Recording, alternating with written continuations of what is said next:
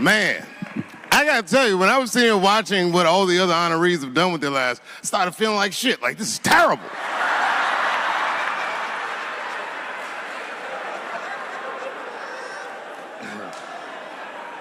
And then Bobo brought me up and started out good with that Ali picture, and then it just, whew. But that coloring book that was in the picture, I know the Alis are here, that coloring book, my mother has it. And Champ, he signed it. You know, the greatest, he signed it, Muhammad Ali. And his sparring partner was there that day. And his sparring partner signed it, said the next heavyweight champion of the world, Larry Holmes. And he was. And 2-year-old Dave Chappelle colored all in that shit and just ruined the book.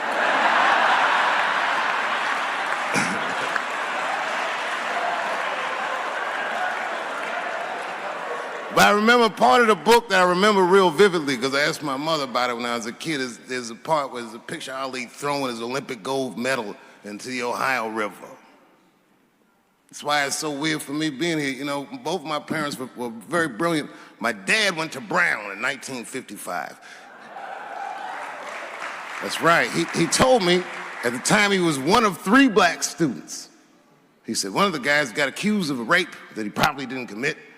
And the other guy killed himself, and Dad said, and I left.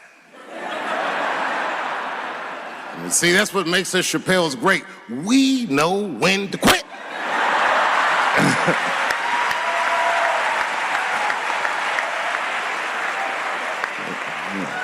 We all just live to fight another day.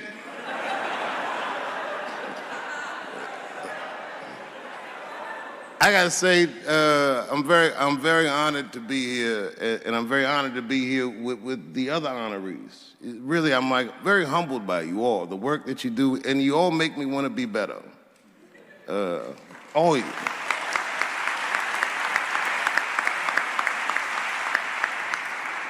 And you know, I was gonna stop doing stand-up for a while because 4 comedy specials in a year is like, that's a lot, you know.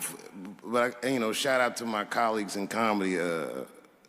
I just want to say that in a way, this for me belongs to my mother primarily, who was an African American studies professor, and a lot of the content that I say, she raised me well. I'm not an uninformed person. But also, you know, my colleagues in comedy, like comedians have been getting beat up pretty bad recently, and we're somehow nowadays expected to speak with the precision of attorneys or politicians. We are not.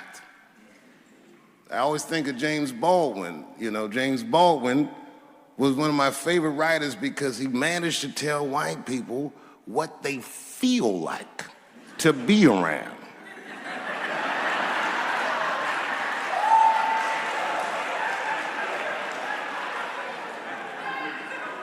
So I ain't gonna hang up my gloves yet.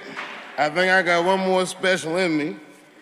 So to quote Baldwin, God gave Noah the rainbow sign. It's no more water, it's the fire next time. Thank you very much. And so if you would, please join me in welcoming Dave Chappelle home again.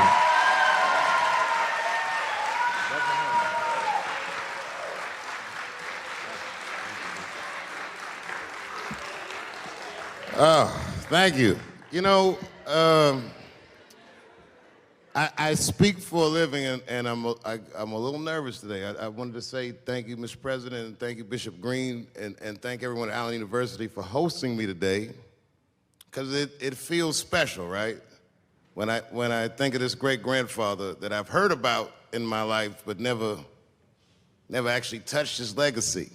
So it's like the product of his loins coming to meet the product of his work. And it's an important day for me personally. And I know a lot of you guys are students, and I just want to tell you I'm the first person in my family to not go to college. And as the president has told you, I've done outstanding in spite of that.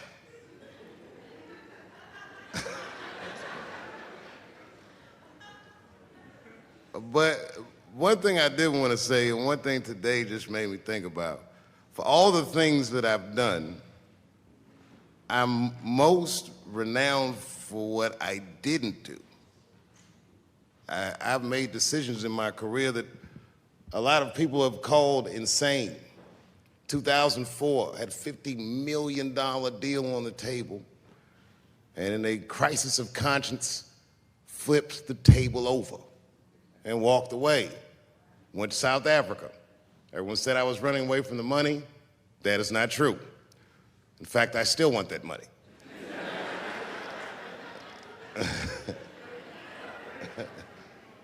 The idea that I wanted to just share with you guys is the idea that sometimes you do what you think is best, whether anybody understands it or not.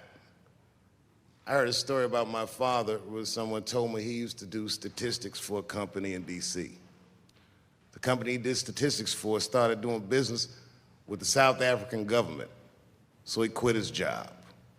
It's caused a lot of problems between him and his wife. It's hard for a man when he can't provide for his family the way he wants to, and he suffered through it. And a generation later, when I had my crisis of conscience, I was able to go to a free South Africa and get away from the heat.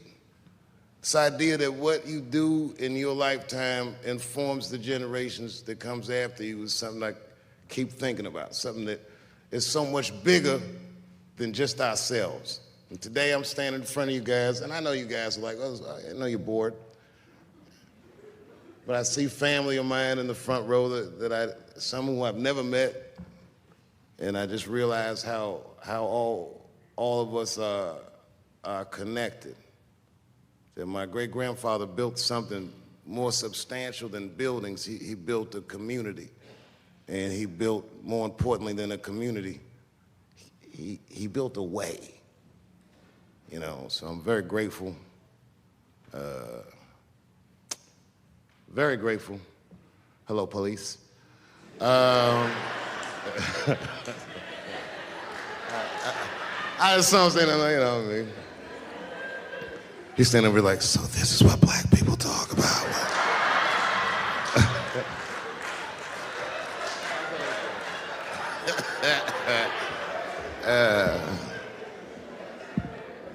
I just want you guys to remember, you know, that right now there's this thing where ethics aren't what they used to be. This idea that people are trying to replace the ideas of good and bad with better or worse, and that is incorrect. You gotta keep your ethics intact because good and bad is a compass that helps you find the way. And a person that only does what's better or worse is the easiest type of person to control. They are a mouse in a maze that just finds the cheese. But the one who knows about good and bad will realize that he's in a maze. So, that being said, I just hope that all of you guys transcend whatever you see as your obstacles, and that you live outstanding lives, and that you stay connected to your communities because you have so much power there, and that you grow your communities and you diversify your communities, and that you don't let anybody tell you you can't or to be afraid. It's okay to be afraid because you can't be brave or courageous without fear. The idea of being courageous is that even though you're scared, you just do the right thing anyway. So in 2004, I walked away from $50 million, and in November, I made a deal for $60 million. So,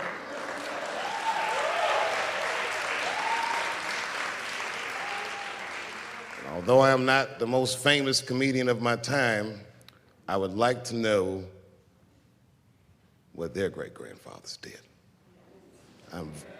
I'm very proud today. Thank you very much.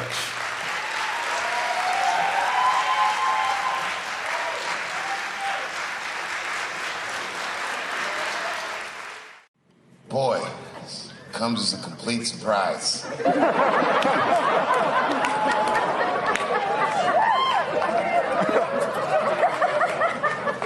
I mean, I read all the reviews, and they said so many terrible things. They were embarrassed for me. I had lost my way. It wasn't even worth watching. I hope all you critics learn from this. This is a teachable moment. Shut the fuck up forever.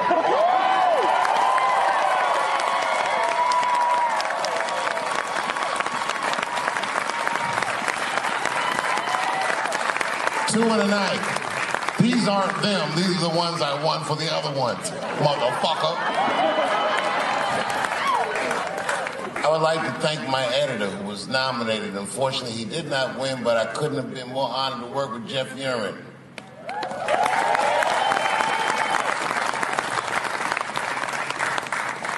Stan Lathan has been directing television since 1968. Any show that I watched when I was growing up, he directed it. From Sesame Street to Sanford and Son to Good Times to Everything Black. And finally, you motherfuckers finally gave him an Emmy tonight. He deserves so much more, but I'm glad you came around.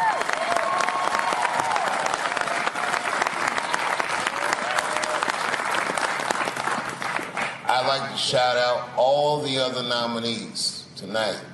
Tiffany Haddish and Patton Oswalt and Hannah Gatsby and Brother Mulaney. You guys are an inspiration to me, and I'm honored to be nominated with you.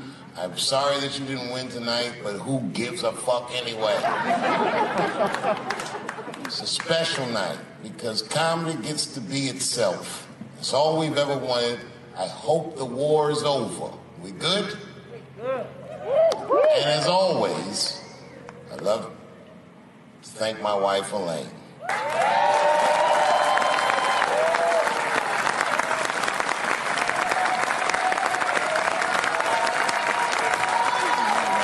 That's right. Elaine has been with me for the last 25 years and had to endure the pains of living with the greatest comedian ever. See you on Monday. Thank you very much. Good night.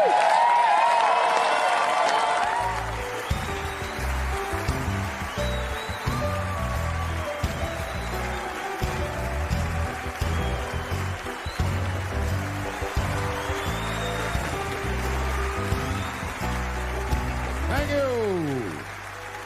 Thank you. Thank you. I like not knowing what's going to happen. I like making memories. Sometimes I do all this crazy shit around my colleagues just so that they can tell their friends I did it. But rather than talk about myself, just briefly, I want to just talk about my genre. Stand-up comedy is an incredibly American genre. I don't think any other country could produce this many comedians. And unbeknownst to many people in this audience, I don't think there's opinion that it exists in this country that is not represented in a comedy club by somebody. Each and every one of you has a champion in the room. We watch you guys fight, but when we're together, we talk it out. I know comics that are very racist, and I watch them on stage, and everyone's laughing, and I'm like, that motherfucker means that shit. Don't get mad at them, don't hate them. We go upstairs and have a beer, and sometimes I even appreciate the artistry that they paint their racist opinions with. Man, it's not that serious. The First Amendment is first for a reason. The Second Amendment is just in case the first one doesn't work out. We gotta let some air out of the ball, man. The country's getting a little tight. It doesn't feel like it's ever felt in my lifetime. So tonight, I am honored that my colleagues are here. In comedy, and in music.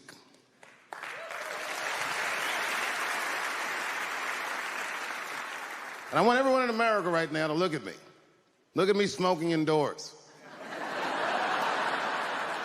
I didn't ask anybody, I just did it. What are they gonna do? Kick me out before I get the prize? No, nigga, this is called leverage.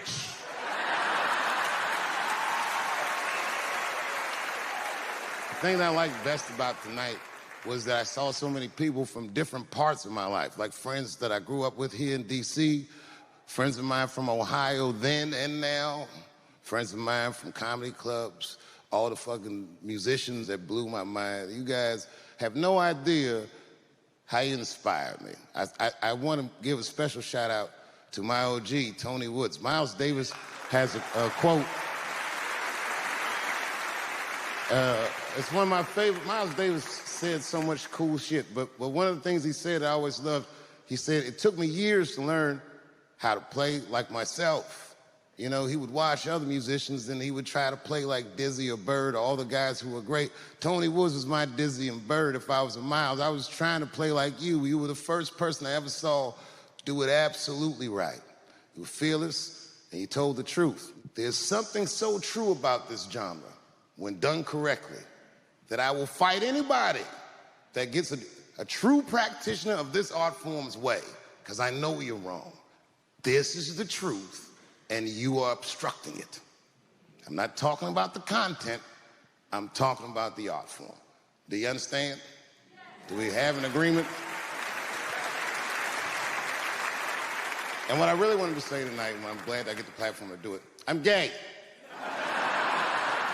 I am gay, and I can't wait to see what this does for my career, being gay like this. So many special shout outs. One of the main architects of the comeback of the century, my brother and my mentor, the mighty Stan Lathan. I never dreamed that I would be able to work with someone as great as you. These last 5 specials, straight fire. I wouldn't want to do another special with anybody else but you. So eat your motherfucking vegetables and live as long as you can, because we doing a few more of these bitches.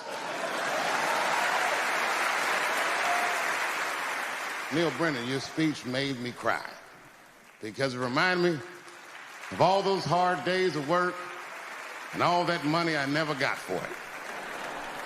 The other real special shout out I gotta make, because none of this would have been possible on any level without this person, is my mother.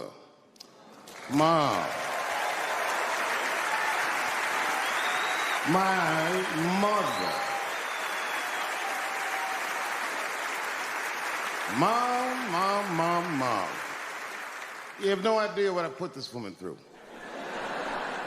If you had just given birth to me, that would have been more than enough. But the fact that you raised me and raised me well, we had a real oral tradition in our house. I knew the word griot when I was a little boy. A griot was a person in Africa who's charged with keeping the stories of the village.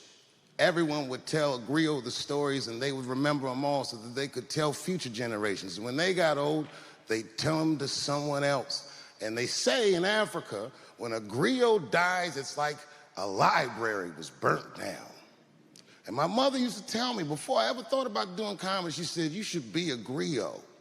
And she'd fill me with every story of black life. You know, she's educated in African-American studies, and she would let me understand the context that I was being raised in, that I'm being raised in a hostile environment that I have to tame. By the time I was 14 years old, I was in nightclubs, mastering an adult world. It was terrifying. The crack epidemic was going on, and my mother would hear gunshots outside and be scared to death. Maybe it's my son. But early in my career, if you remember, Mom, you used to sit in the club with me. She'd do a full day of work. You'd be back there falling asleep, just waiting for me to go on. She would watch my show every night. Do you know how long that car ride is home?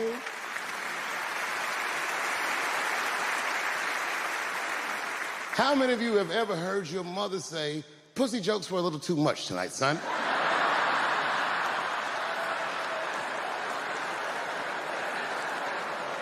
I was a soft kid. I was sensitive, I'd cry easy, and I would be scared to fist fight. And my mother used to tell me this thing. I don't even know if you remember, but you said this to me more than once. You said, son, sometimes you have to be a lion so you can be the lamb you really are. I talk this shit like a lion. I'm not afraid of any of you. When it comes word to word, I will gab with the best of them just so I can chill and be me. And that's why I love my art form, because I understand every practitioner of it. Whether I agree with them or not, I know where they're coming from. They want to be heard. They got something to say. There's something they notice. They just want to be understood. Love this genre. It saved my life. So tonight, Mom, I would like to honor you in a very special way that I cannot do on my own. But because now I'm a man with great and influential friends, I'd like to ask my man Thundercat to come out on the stage. Thundercat, the Mighty Most Def. Washington, D.C., thank you very much for giving me a home and a place to start. Today is officially Dave Chappelle Day in Washington, D.C. The mayor declared it last night. So, in the future, on Dave Chappelle Day, I ask everyone who wishes to celebrate it to make one incredible memory for themselves and or somebody else. Thank you very much. Good night.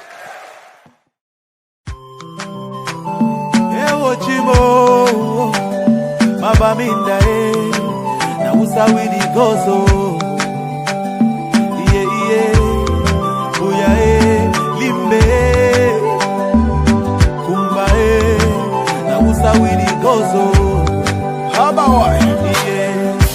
something is killing me slowly and I'm feeling so lonely, but this thing I must to talk all my people they for bush and I Busted Sassen F square on the mix. We got to have to wait. We got to have to be patient. You need to give it some time. He will answer your prayers. We got to have to wait. We got to have to be patient. You need to give it some time. He will answer your prayers. He will answer your prayers. He will answer your prayers.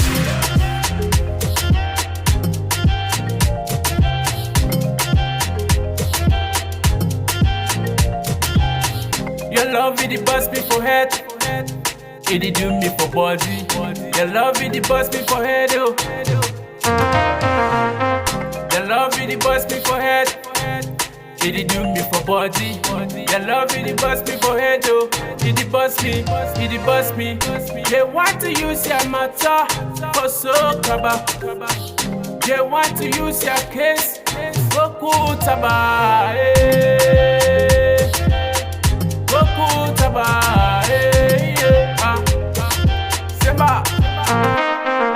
We got to have to wait. We got to have to be patient. You need to give it some time.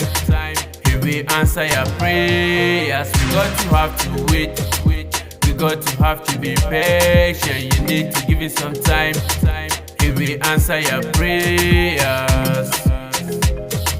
He will answer your prayers. He will answer your prayers. You just they bless me. You just they bless me. Anyhow, you just they love me. You just they love me. Anyhow, you just they bless me. You just they bless me. Anyhow, you just they love me. You just they love me.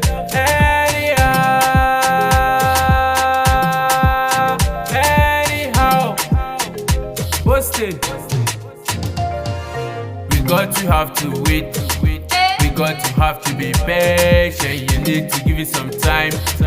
He will answer your prayers. We got to have to wait. We got to have to be patient. You need to give it some time. He will answer your prayers.